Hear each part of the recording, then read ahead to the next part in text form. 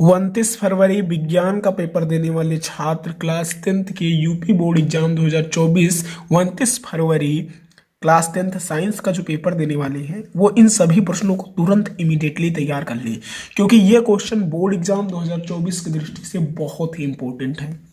Trust में इनमें से कई ऐसे क्वेश्चन हैं जो आपकी बार board exam 2024 class 10th science के पेपर में आपको देखने को मिलेंगे। तो 20 महत्वपूर्ण एमसीक्यूज हैं जो बोर्ड एग्जाम की दृष्टि से बहुत ही इंपॉर्टेंट है। तो आप क्या करेंगे, वीडियो को पूरा देखेंगे, क्वेश्चन को अच्छे से समझ लेंगे और आप ये बताएंगे कि ये 20 क्वेश्चन में से आप कितने क्वेश्चन का आंसर जानते थे या नहीं जानते थे, ये इस वीडियो के कमेंट में आपको बताना है। तो आइए हम इन 20 क्वेश्चन को अच्छे से समझ लें और अपनी तैयारी को बेहतर करें क्लास 10th साइंस का। तो ये जो पहला क्वेश्चन है वो बताएंगे आपको पता है या नहीं पता है।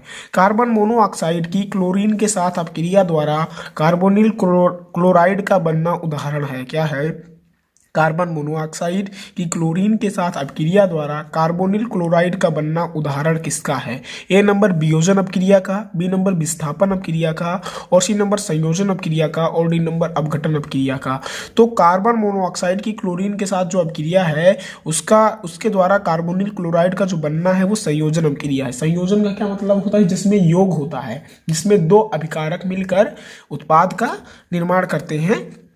तो ये क्या अपक्रिया हो गई बेटा? संयोजन अपक्रिया हो गई। तो पहले क्वेश्चन का सी नंबर जो ऑप्शन है वो सही है। दूसरा क्वेश्चन देखेंगे, H2SO4 विलयन का पीएच मान है, सल्फ्यूरिक अम्ल होता है H2SO4 का, तो विलयन का पीएच मान क्या है? ए नंबर 0 है, बी नंबर 7 है, सी नंबर 7 से कम है और डी नंबर 7 से अधिक है।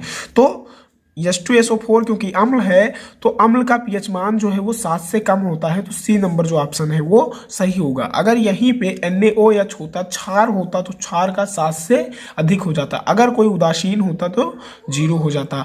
तो आई होप आप समझ गए होंगे कि H2SO4 विलयन का जो पीएच मान है वो 7 से कम है। तीसरा है, एसिटिक अम्ल की क्षारकता होती है। एसिटिक अम्ल की क्षारकता कितनी होती है ये आपको बताना है। A number 1, B number 3, C number 2 और डी नंबर 4। तो एसिटिक अम्ल की जो क्षारकता होती है वो 1 होती है, तो जो ए नंबर ऑप्शन है वो सही हो जाएगा। चौथा क्वेश्चन देखेंगे, अम्लीय वर्षा के जल का संभावित पीएच मान है। अम्लीय वर्षा के जल का जो संभावित पीएच मान है वो क्या है ये आपको बताना है। A number 5.2, B number 6.2, C number 7.2 और डी नंबर 8.2। तो अम्लीय वर्षा का जल का जो संभावित पीएच मान है वो कितना है बेटा? 5.2 है। ए नंबर ऑप्शन जो है वो सही है। ये question board exam 2024 class 10th science के लिए बहुत ही इंपॉर्टेंट है। 29 फरवरी को आपका एग्जाम है साइंस का और उनमें इनमें से ही क्वेश्चन देखने को मिलेंगे, तो इन सभी प्रश्नों को तुरंत तैयार कर लेंगे आप। पांचवा क्वेश्चन है, बेकिंग पाउडर को गर्म करने के लिए कौन सी गैस निकलती है?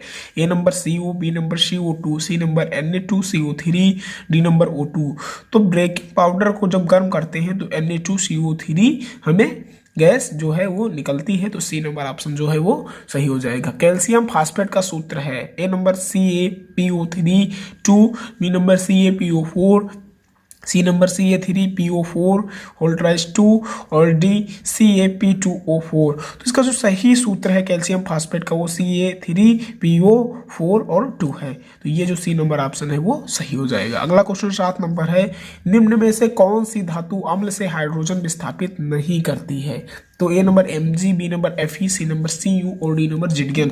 तो कौन सी धातु है यानी कॉपर जो है वो अम्ल से हाइड्रोजन विस्थापित नहीं करती है, तो सी नंबर जो ऑप्शन है वो सही हो जाएगा। अगला क्वेश्चन 8 नंबर है, अमलगम क्या होते हैं? ए नंबर उपधातु, बी नंबर मिश्र धातु और सी नंबर यौगिक, डी नंबर विषमांगी मिश्रण। तो अमलगम जो होते हैं वो मिश्र धातु होते हैं, तो बी नंबर जो ऑप्शन है वो सही हो जाएगा। अगला क्वेश्चन है 9 नंबर, एथिल एल्कोहल का IUPAC नाम है। A number methanol, B number ethanol, C number acetic अम्ल और डी नंबर एथेनोइक अम्ल।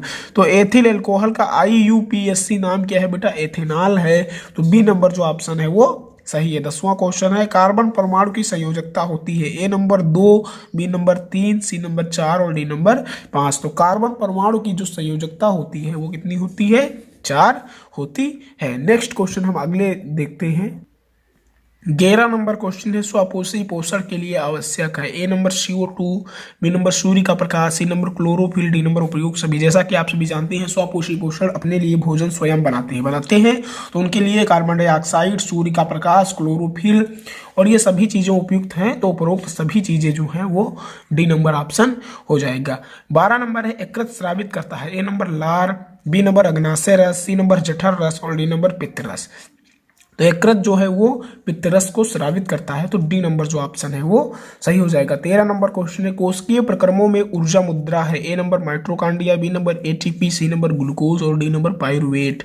तो एटीपी जो है एडेनोसिन ट्राइफॉस्फेट, इसका फुल फॉर्म है। आप इसका फुल फॉर्म भी तैयार कर लेंगे, क्वेश्चन में पूछा जा सकता है 1 नंबर में। ठीक है, तो कोशिकीय प्रक्रमों में ऊर्जा मुद्रा क्या है? एटीपी है, एडेनोसिन ट्राइफॉस्फेट है। 14 नंबर है पादपों में जाइलम का क्या कार्य होता है? ए नंबर उत्सर्जी वर्ज्य पदार्थों का संवहन, बी नंबर भोजन का संवहन और सी नंबर जल का संवहन और डी नंबर अमीनो अम्लों का संवहन। तो क्या होता है पादपों में जाइलम का जो मुख्य कार्य है वो जल का संवहन है। 15 नंबर क्वेश्चन है मनुष्य में मुख्य उत्सर्जी अंग क्या है? ए नंबर वृक्क है, बी नंबर फेफड़े है, सी नंबर त्वचा है और डी नंबर यकृत है। तो मनुष्य में मुख्य उत्सर्जी अंग क्या है? वृक्क है। 16 नंबर क्वेश्चन मूत्र निर्माण होता है कहाँ होता है? ये आपको बताना है। ए नंबर वृक्क में, बी नंबर यकृत में, सी नंबर प्लीहा में और डी नंबर हृदय में। तो मूत्र जो है वो वृक्क में उसका निर्माण होता है, तो ए नंबर जो ऑप्शन है वो सही हो जाएगा। 17 नंबर क्वेश्चन अलैंगिक जनन मुकुलन द्वारा होता है। ए नंबर प्लाज्मोडियम में, बी नंबर लिस्मानिया में और सी नंबर अमीबा में और डी नंबर ईस्ट में। तो अलैंगिक जनन मुकुलन द्वारा किसमें होता है? ईस्ट में होता है, तो डी नंबर जो ऑप्शन है वो सही हो जाएगा। 18 नंबर क्वेश्चन है एक पुष्प के स्त्री केसर के मध्य भाग को हम कहते हैं। ए नंबर वर्तिकाग्र कहते हैं, बी नंबर वर्तिका कहते हैं, सी नंबर अंडाशय कहते हैं और डी नंबर अंड बीजांड कहते हैं। तो वर्तिका कहते हैं। एक पुष्प के स्त्री केसर के मध्य भाग को हम क्या कहेंगे बेटा? वर्तिका कहेंगे। 19 नंबर क्वेश्चन नर जनन अंगों से संबंधित ग्रंथि है। ए नंबर प्रोस्टेट ग्रंथि, बी नंबर श्वेत ग्रंथि, सी नंबर एड्रिनल ग्रंथि और डी नंबर एपिडिडाइमिस ग्रंथि। ठीक है, तो जो नर जनन अंगों से संबंधित ग्रंथि वो प्रोस्टेट ग्रंथि है। ठीक है, 20 नंबर क्वेश्चन देखेंगे हम। निम्न में से कौन में मादा जनन तंत्र का भाग नहीं है? ए नंबर अंडाशय, बी नंबर शुक्रवाहिका, सी नंबर गर्भाशय और डी नंबर डिंबवाहिनी। ये मादा जनन तंत्र का भाग कौन कौन है बेटा? अंडाशय है, गर्भाशय और डिंबवाहिनी है। यानी जो सही आंसर है वो बी नंबर हो जाएगा। जो शुक्रवाहिका है वो नर जनन तंत्र अंग का भाग है, मादा जनन तंत्र अंग का भाग नहीं है। तो ये टोटल 20 इंपॉर्टेंट एमसीक्यूज थे जो बोर्ड एग्जाम 2024 की दृष्टि से बहुत इंपॉर्टेंट थे। अगर आप इन्हें तैयार करेंगे आपकी तैयारी बहुत ही बेहतर होगी।